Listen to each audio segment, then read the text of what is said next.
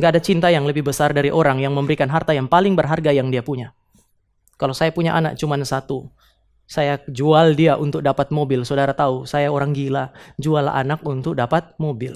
Tapi kalau saya jual mobil saya, harta, mungkin hal itu satu-satunya harta yang saya punya, saya jual mobil saya untuk mendapatkan anak saya supaya dia sehat. Saudara bisa gambar lihat betapa cintanya saya kepada anak saya.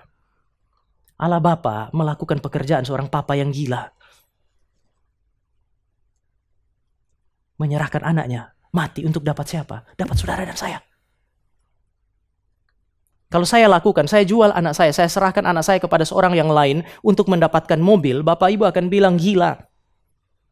Bapak Ibu nggak akan mau saya khotbah lagi. Stop sudah, nggak jelas kamu ini.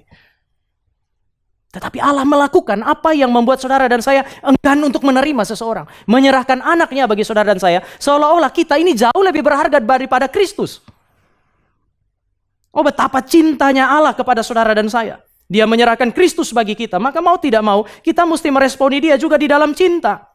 Ini umat perjanjian. Dan di Sikem, 2100 sampai dengan 1550 sebelum Kristus, itu adalah pusat penyembahan berhala. Jadi mereka sementara berdiri di pusat penyembahan berhala di tanah Kanaan hari itu. Baru Yosua bilang, pilih menyembah kepada siapa? Menyembah kepada Allah-Allah yang di sini atau kepada Allah yang telah memimpin kamu melalui sejarah yang begitu panjang. Saya kira Yosua itu paham isi hati Tuhan. Umat Allah hari itu dibawa ke tempat yang paling sulit, tempat yang paling gelap. Untuk apa? Untuk menegaskan identitas mereka. Siapa Allah yang mereka sembah? Sama seperti Yesus Kristus. Yosua di dalam perjanjian baru itu, dia bawa murid-murid perwakilan daripada gereja dalam perjanjian baru. Kemana? Ke Kaisarea Filipi. Baru kemudian dia tanya, siapa aku? Supaya mereka mengaku imannya di mana? Di pusat penyembahan berhala zaman perjanjian baru. Yosua mengerti betul isi hati Tuhan. Di tempat yang paling gelap, di tempat yang paling sulit. Sebagai pemimpin umat Allah, dia menantang mereka untuk menegaskan identitas mereka sebagai terang di tengah-tengah kegelapan. Ini yang dikerjakan oleh Kristus ketika dia membawa 12 rasul itu menuju ke satu tempat yang disebut sebagai Kaisarea Filipi, pusat penyembahan berhala. Supaya apa? Supaya mereka menyatakan iman mereka, siapa Tuhan mereka, siapa penyelamat mereka. Setiap kali saudara dan saya merasakan kehadiran Allah dan Allah berfirman kepada kita, dia selalu akan menuntut komitmen dari saudara dan saya untuk mendedikasikan seluruh hidup kita kepada dia, personal maupun komunal. Pribadi kita, keluarga kita, seluruh dimensi kehidupan kita mestinya didedikasikan kepada dia. Pertanyaannya sekarang adalah, sampai sejauh ini Gary Cikarang sudah ada. Untuk apa dan untuk siapa? Mari kita lihat, 2022 kita akan tambah umur kalau Tuhan kasih usia lagi. Mungkin ada yang kemarin sudah, hari ini sedang. Untuk apa saudara dan saya dapat hidup sampai hari ini? Jika saudara dan saya adalah umat Allah yang hidup di hadapan Allah, mungkin saudara dan saya ada di dalam lembah bayang-bayang maut sekalipun, situasi yang paling sulit sekalipun, Tuhan tetap memiliki komitmen yang sama, yaitu dedikasikanlah kehidupan saudara dan saya kepada Tuhan. Saya berharap saudara dan saya bersama-sama bisa berjalan selama 2022 ini. Untuk apa? Untuk menyerahkan GRI Cikarang ini kembali kepada Tuhan. Lepas daripada segala sesuatu yang Tuhan izinkan pernah terjadi dalam kehidupan saudara dan saya.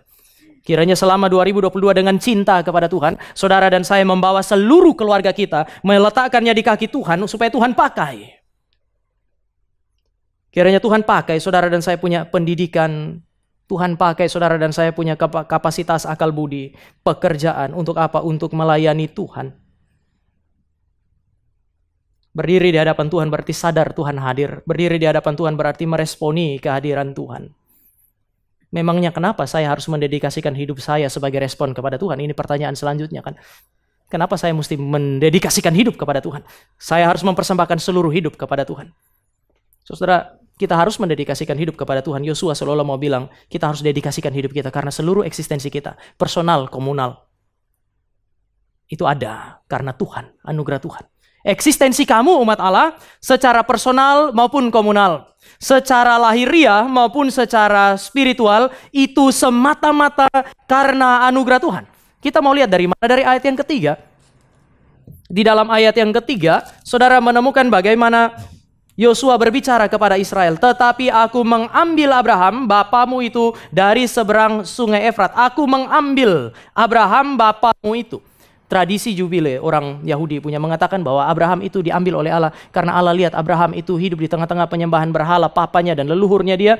Tetapi Abraham itu melawan dosa papanya, melawan penyembahan berhala itu. Sehingga Allah memilih dia menjadi umat pilihan. Tetapi kalau saudara dan saya lihat di dalam ayat yang ke-14, 15, bahkan di bagian terakhir, di situ jelas dikatakan bahwa Abraham dan leluhurnya adalah penyembah berhala. Oleh karena itu maka teks ini mengatakan kepada kita, aku Allah mengambil Abraham bapamu itu. Aku yang mengambil. Allah begitu aktif mengambil Abraham yang sudah terjebak di dalam penyembahan berhala, terjebak di dalam cara hidup dan kebudayaan yang melawan Allah. Allah datang dan Allah menarik dia. Allah menyeret dia keluar. Ini kan mirip dengan Yohanes, catatan Yohanes. Gak ada orang yang bisa datang kepada Bapa kalau Allah tidak menarik dia. Istilah elko di dalam bahasa Yunani berarti menyeret. Allah seret dia keluar dari pusat penyembahan berhala hari itu. Kemudian Allah menjadikan dia sebagai bapa dari semua orang percaya.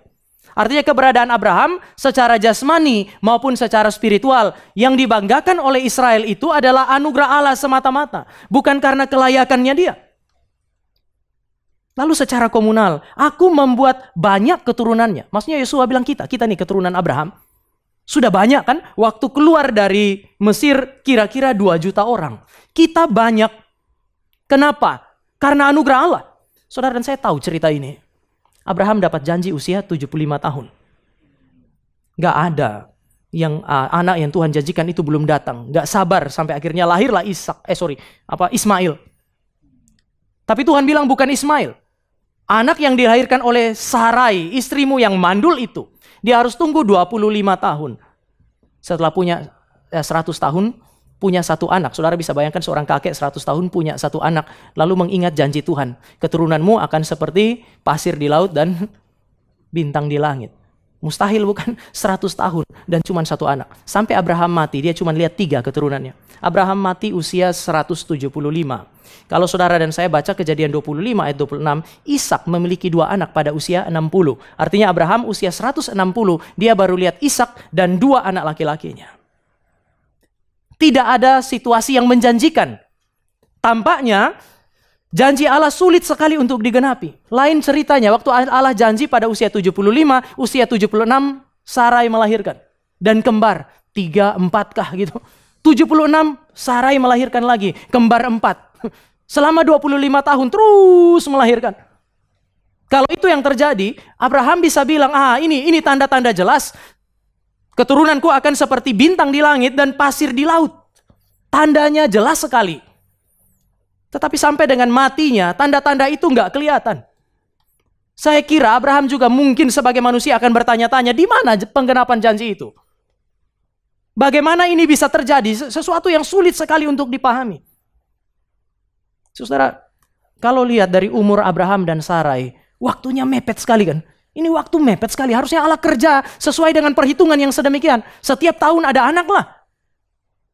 Setiap tahun Tuhan bikin mujizat, kelahiran 1, 2, sampai dengan 25. Kalau mati lihat 25 anak, wah, kemungkinan besar. Kalau saudara punya pendeta, punya 25 anak, kursi 1 row ini habis semua. Tanda-tanda. Dalam 1-2 tahun penuhlah gereja kita. Tapi Abraham nggak begitu. Kenapa? Karena Allah yang disembah oleh Abraham tidak bekerja dengan terburu-buru. Abraham dan Sarai dikejar oleh waktu. Waktu mereka menerima janji Tuhan. Sebagai manusia mereka merasa mereka dikejar oleh waktu. Maka mereka nggak sabar. Sarai ambil gundiknya diserahkan kepada Abraham. Kenapa? Karena nggak sabar, dikejar, diburu oleh waktu. Tapi Tuhan yang saudara dan saya sembah adalah Tuhan yang tidak diburu oleh waktu. Dia tidak perlu terkerja dengan terburu-buru. Kenapa? Karena dia yang mengatur waktu. Dia adalah pengendali waktu dan sejarah manusia.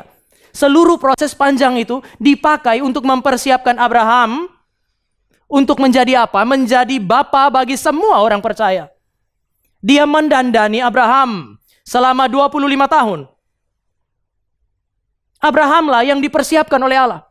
Abrahamlah yang dibentuk oleh Allah. Supaya waktu Abraham mati, benar-benar ketika dia mati, dia berjumpa dengan Allah sebagai mempelai perempuan.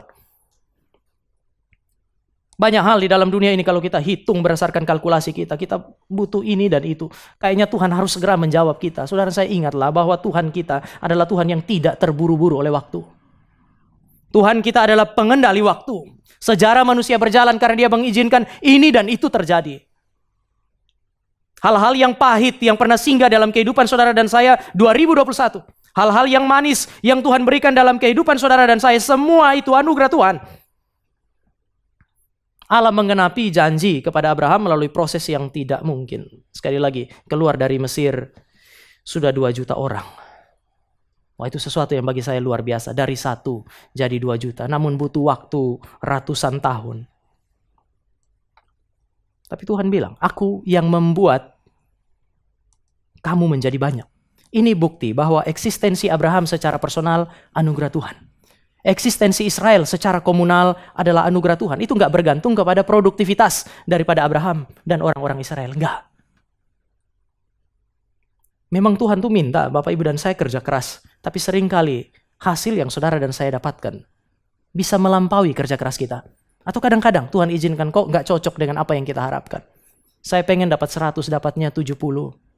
Ada orang yang pengen dapat 100, Tuhan kasih 110. Tetapi kalau saudara dan saya masih hidup hari ini, masuk di dalam tahun 2022, bersyukurlah kepada Tuhan. Kehadiran kita secara personal, komunal, sama-sama adalah anugerah Tuhan. Saya percaya, GRI Cikarang sudah melewati 15 tahun. Menuju kepada tahun-tahun sebelumnya, eksistensi gereja ini adalah anugerah Tuhan. Ini berkat Tuhan untuk Cikarang. Jaga baik-baik anugerah ini. Kalau harus ada yang bayar harga dan dihancurkan, maka biarlah itu kita umat Allah dan bukan gereja Tuhan. Kalau harus ada yang kemudian terluka, harus berdarah-darah, biarlah itu hamba Tuhan, biarlah itu pengurus dan jemaat. Jangan salibkan Kristus sekali lagi. Berhati-hatilah ketika saudara dan saya berelasi dengan biji mata Allah yang telah Allah anugerahkan di dalam kehidupan saudara dan saya. Secara personal dan komunal, secara lahiriah maupun secara spiritual, saudara dan saya hidup di dalam anugerah Allah. Dia adalah pengendali sejarah. Karena semua hidup saudara dan saya adalah anugerah, maka jangan khawatir dengan kehidupan kita personal dan komunal di dalam tahun 2022 ini. Karena kehidupan kita adalah anugerah, maka kalau satu saat berhasil, mari kita jangan sombong. Kalau saudara dan saya gagal, nggak usah juga terlalu putus asa. Sedih boleh, tetapi jangan sampai putus asa. Kita sudah hitung, kita sudah kalkulasi dan gagal. Ya sudah, itu nggak ada yang kebetulan. Saya kira saudara dan saya tidak ada yang bisa tahu pasti masa depan. Tetapi saudara dan saya perlu meletakkan seluruh yang menjadi pergumulan kita itu di kaki Tuhan. Karena kita percaya Dia Allah yang beranugerah bagi kita.